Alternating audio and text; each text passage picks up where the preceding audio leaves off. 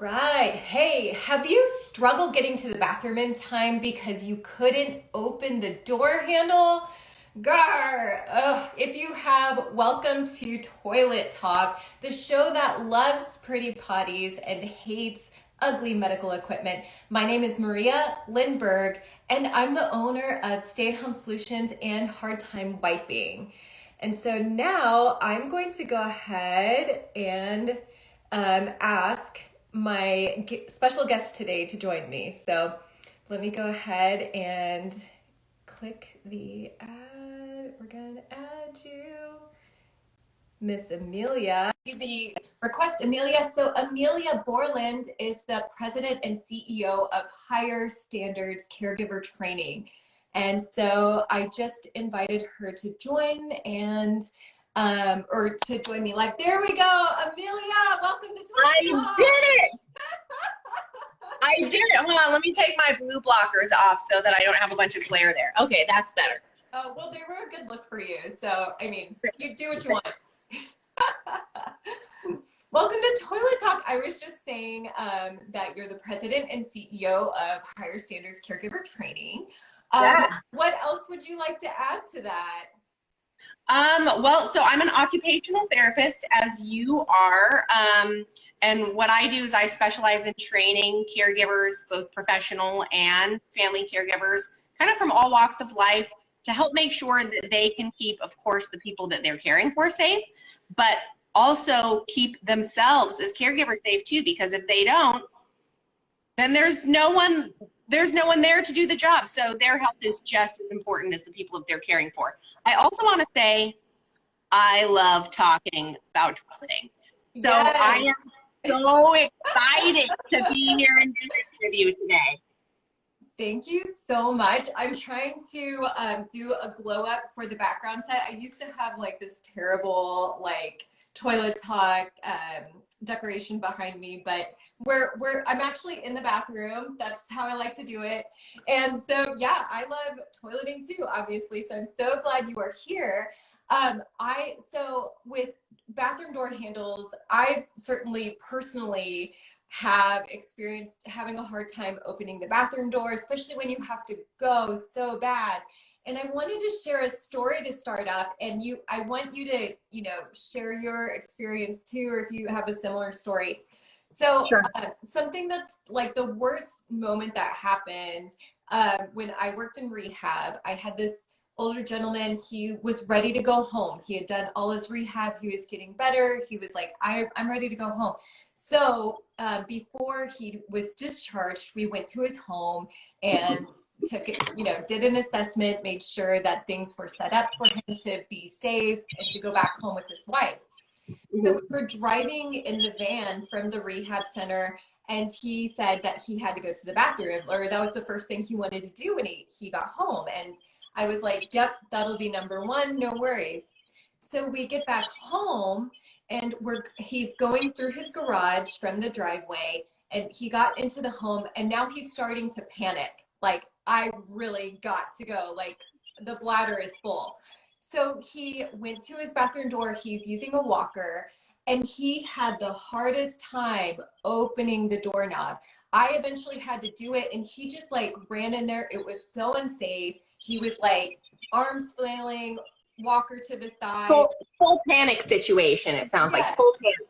Yeah. Yes, total panic. He was like, he would rather, well, he told me, he's like, I would rather fall than wet myself. And I totally get it. It's so embarrassing to have accidents, especially when you're, just trying to get into your bathroom and you haven't been home for a long time.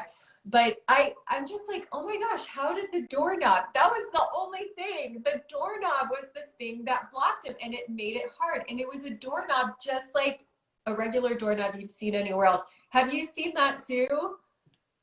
Oh yeah, absolutely. And doorknobs can be a huge barrier, not even just for, seniors who might be coming home from rehab, but honestly, folks with arthritis have a really hard time with those kind of round standard doorknobs. They can cause joint damage in folks who have rheumatoid arthritis. Even people with things like like totally orthopedic wrist injuries or hand injuries, all of these, my children, you know, Yes. like basically everyone in the world at some point, if it hasn't been you yet, just wait. At some point, you will be blocked from the toilet by a round door handle. It's going to happen. Yes. And oh my gosh, you know, speaking of children, my 2-year-old, so we have a lever style handle that's at our main entry to come into the house. Well, guess who can open that, but who can't open the bathroom door at the same time? That's my kiddo. And it's all because the lever style handle is so much easier for people of all ages and abilities to use. And we have round doorknobs on the bathroom door. So, I mean, kind of nice for mommy's private time, but you know what I mean? Yes. I don't want that to be, you know, a barrier to her. It just kind of shows like, oh, wow, it does make a difference in what kind of handle you have on your door. Sure. And it's so funny because like you probably do want her to be able to use the toilet independently, but you probably don't want her to be able to escape the house. Yes, exactly. Yeah, we kind of have the opposite problem.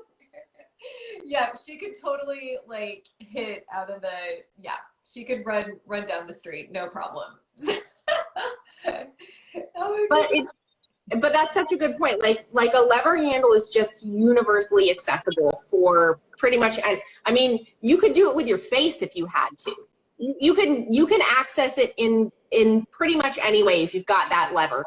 But if you have a round knob, it's just infinitely more difficult and requires infinitely more strength, stability, you know, all of these things that go into grasping that handle and turning it. So it's a huge limiting factor for a lot of people in a place where we never want to limit people in the restroom.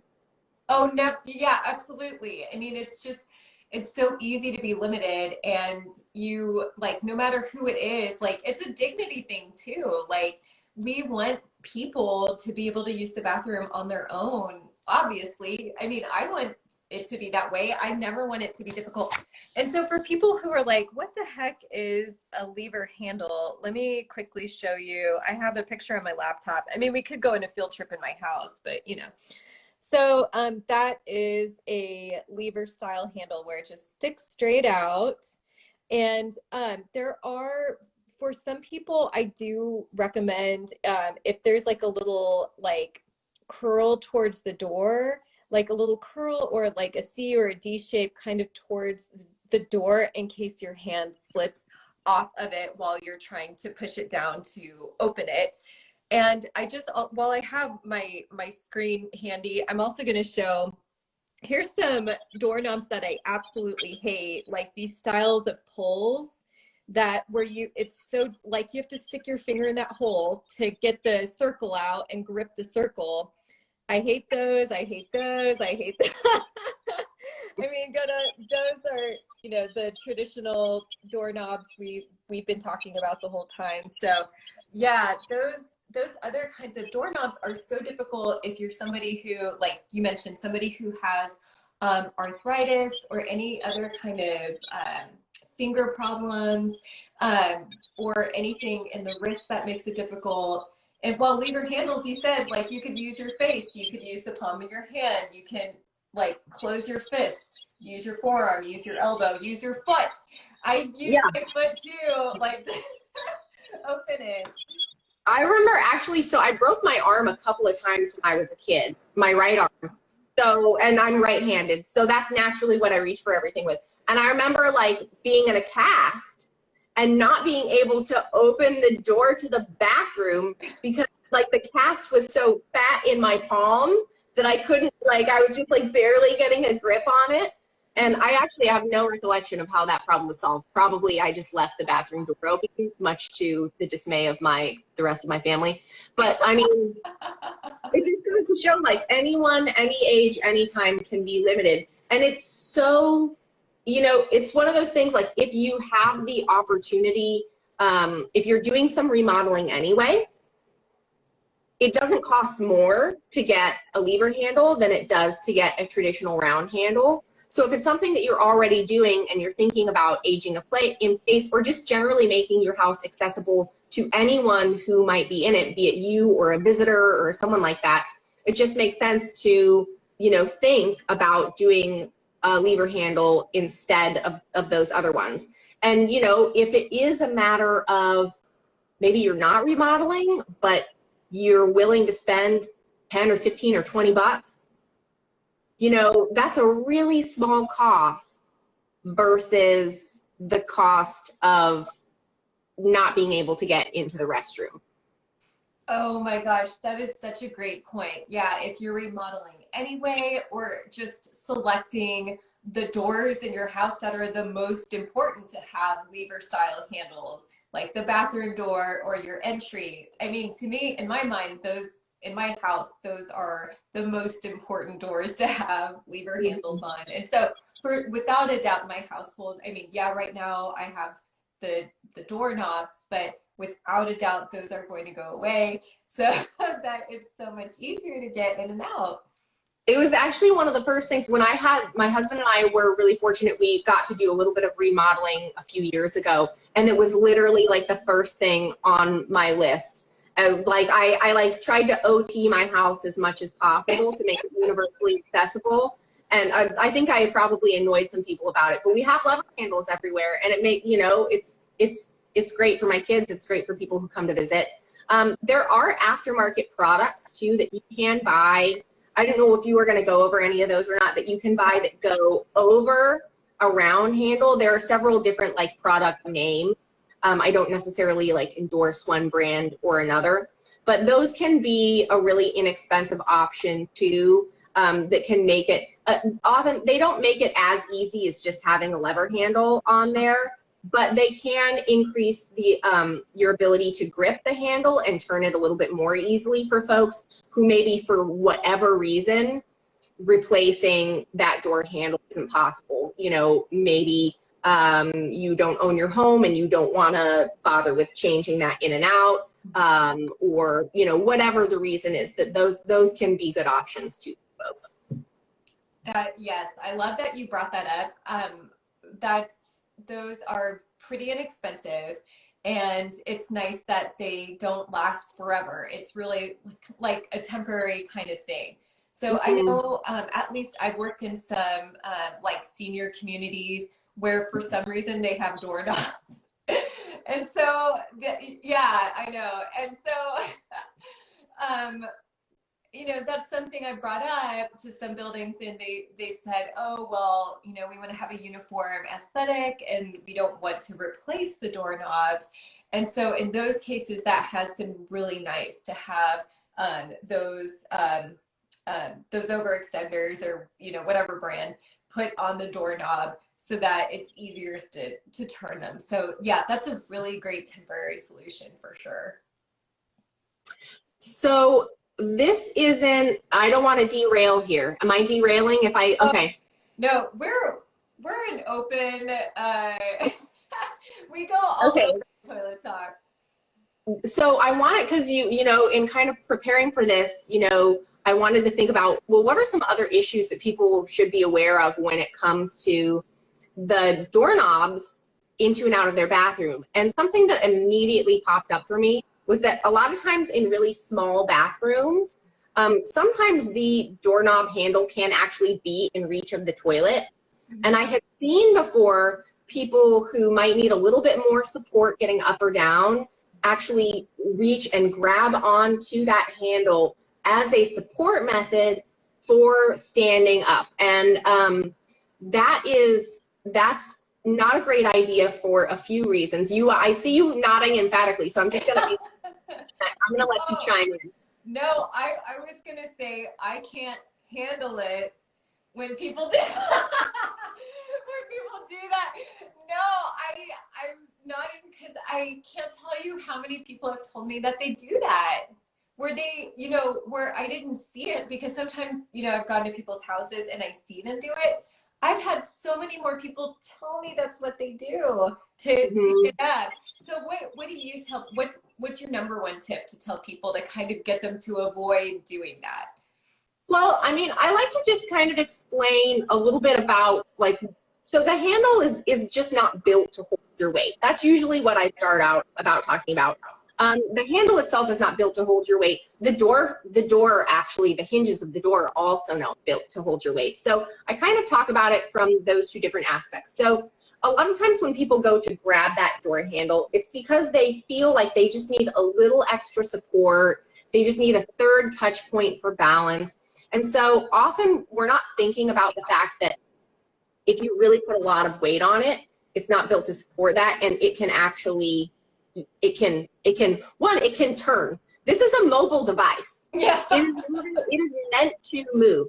So if you grab onto either a lever handle or a traditional round doorknob and you are really weighting it, there's a fair chance that that is actually going to turn under your weight, which means that it's no longer a stable device. As you turn, it could actually cause that fall to occur that you're trying to avoid in the first place.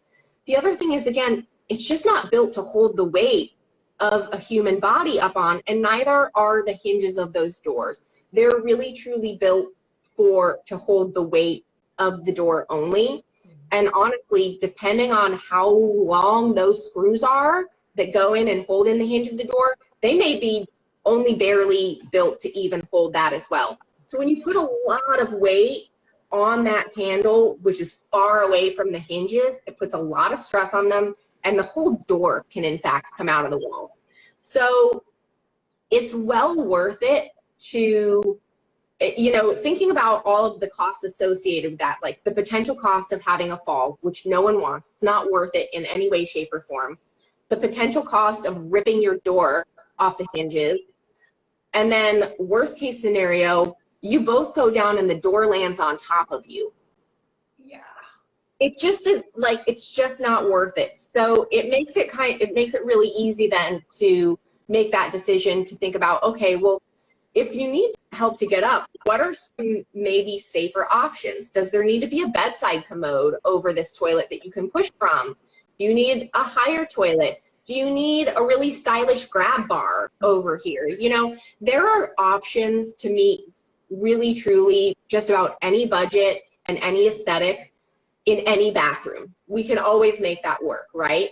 Yes. But we want to make it work in a way that you're going to use it, that is pleasing to you, and that genuinely makes you safer. But there's always a way to get that done, right?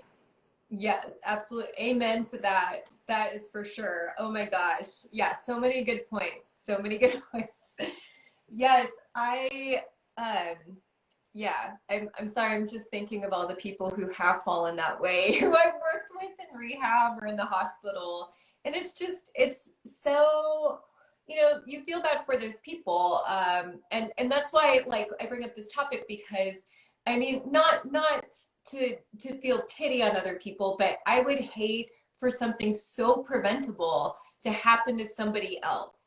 And this is something, you know, just putting a lever style handle on your door or making a couple simple changes to help you get up and down off the toilet a little easier. That can save you from injury, embarrassment, you know, bills that can result from, you know, whatever. Sure. There's so many. That's why it's like, oh my gosh, you know, it's just a door handle. No, it's not just a door handle. This is your life, and this is something that is just so crazy simple to prevent from happening. So, any other door handle tips or anything else? I don't think so. I think that's going to be like my catchphrase for the day, though. It's never just a door handle. Yes. Yeah.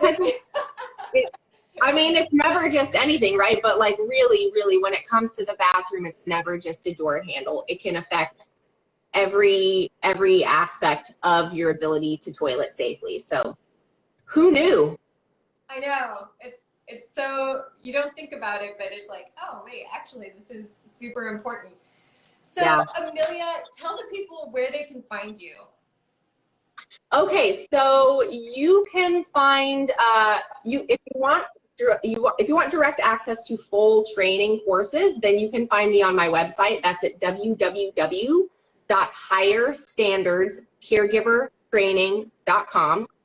You can also find me on YouTube. Just go to YouTube and search Higher Standards Caregiver Training. You can watch a bunch of videos there. I go over a lot of fun stuff. You can follow and subscribe to me there. You can find me on TikTok at Higher Standards Caregiver. I am now, thanks to Maria and Toilet Talk, I am now on Instagram too. So I guess I'll have to start posting here also at Higher Standards Caregiver. And you can find me on LinkedIn. Just search for Amelia Borland or Higher Standards Caregiver Training. So I'm all over the place. I try to put a lot of helpful content out as much as possible so that, you know, like Maria, we can really get the word out about these issues that really, they seem small, but truly, truly, they can significantly impact and change lives, because as OTs, that's what we are supposed to do. Yeah, that's absolutely right. Do you have any events coming up or anything coming on the calendar that people need to mark down? Oh gosh, not that I can think of right now, to be honest with you, no, but I am definitely check out any of those social media channels. You can also, if you go to higherstandardscaregivertraining.com, you can find my email there and shoot me an email if you have a question about anything. I'm always kind of putting together like fun new content and events for caregivers. So definitely this is going to be fun.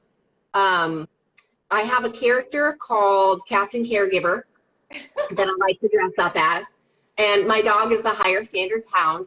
And of course, you know, it's really about caregivers being superheroes, because caregivers out there, they are the real superheroes of the world. So for Halloween, we're going to have a little caregiver dress up challenge. Wow. And caregivers all over to put together their own superhero outfits and show off the amazing people that they are. So I'm really looking forward to that, but I haven't actually talked about that with anyone yet. So this is like the first announcement of that. If you check out the YouTube channel, there's going to be more information coming out there about the challenge and all that fun stuff. So people can definitely look at that to find out more about putting together their own superhero costumes, because they are real life superheroes. That is, oh, I love that so much, especially for some, I mean, I'm sure there's some crafty people out there who can like really wow. So that's going to be so awesome. It just makes me think, you know, I do want to say, when I was a caregiver to my grandparents, I did not realize I was a caregiver, even though, or at the beginning anyway, I didn't realize I was a caregiver, even though I was helping like get groceries and take out the trash and do those kinds of things. And so for anyone who's watching and you're like, oh, you know, I help out, you know, my family member every once in a while, that means you are a caregiver. So technically Absolutely. you can participate in Amelia's Halloween contest. Yes, yes. Come on. I'm embarrassingly uncrafty for an occupational therapist. Like famously, anyone who doesn't know, we're all supposed to be very crafty, and I'm the worst. So my like Captain Caregiver outfit is the most basic thing on earth. I cannot wait to see how people just like blow it out of the water with what they come up with. That's going to be really exciting. Yeah, you know, okay, so we both share that in common, because I feel like I'm not, you know, the spatial intelligence is not there, you know, I just, which is not, you know, you would be like, oh God, but you do environmental modifications, like what?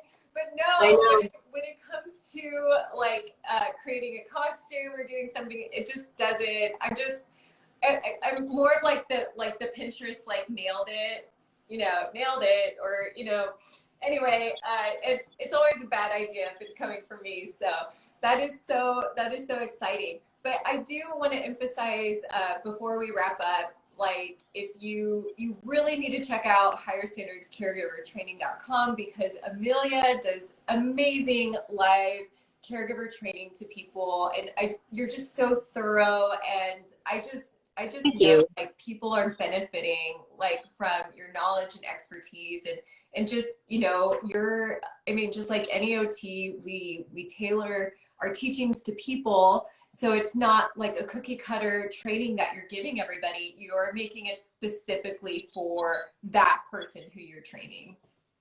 Yeah. So there are a couple of different, if we have a couple of minutes, is it okay if I can, okay. Yeah. So there are a couple of different ways people can access the training. So a lot of what I have available on Higher Standards Caregiver Training it's things focused on like transfer techniques, how to use specific equipment, how do you safely care for someone at a bed level, how do you manage different things like bathing and, kind of just different types of movement strategies and tasks, all the way from like very basic, here's how you protect your back to do these things, all the way up to caring for folks who have Parkinson's disease, folks who might have amputations, so kind of there's on-demand content there for anyone, for a huge variety of subjects, and hopefully that can meet a lot of needs. But as you said, I absolutely do,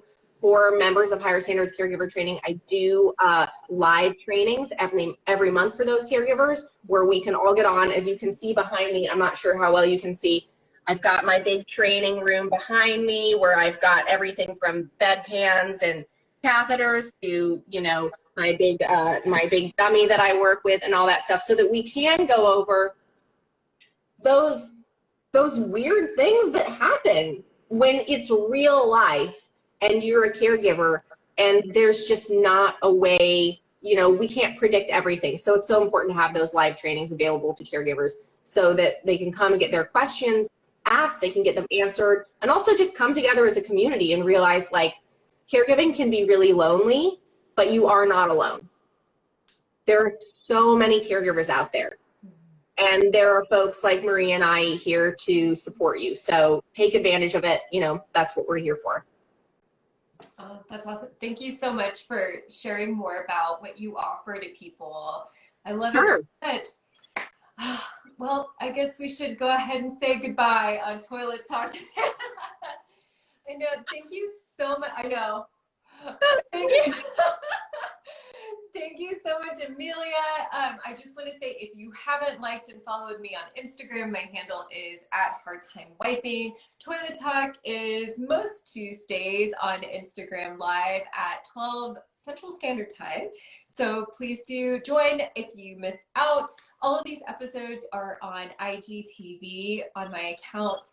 And let's see what else. Oh yeah, we're also on virtual care, virtualcarewithak.com. So Amelia, thank you so much again for coming on Toilet Talk. It was a blast, girl. I really appreciate it. Yeah, no, thank you so much for having me. It was, I could talk about this stuff all day. So it's such a pleasure to talk about toileting with someone who is as passionate about it as I am. Thank you for having me. I really appreciate it. Thanks so much. Have a good rest of your day. All right, you too. Bye. Bye.